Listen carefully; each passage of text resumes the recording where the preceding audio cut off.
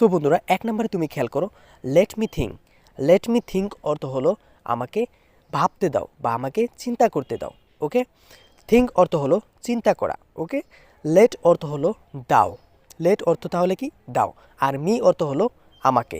তাহলে let me অর্থ হলো আমাকে। হ্যাঁ, আমাকে। এখন তুমি যদি এখানে দেখছো হাতের যে তীর চিহ্নটি রয়েছে, এখানে তোমরা দেখতে পাচ্ছ লেট মি। লেট মি অর্থ হলো আমাকে দাও।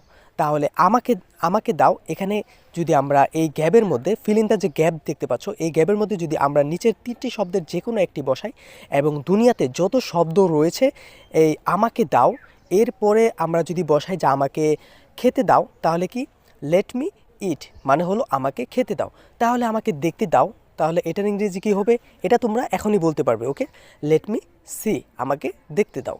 তাহলে যদি এখন বলি যে আমাকে করতে দাও, তাহলে এখন যদি তোমরা করা ইংরেজিটা জানো যে ডু অর্থ হলো করা,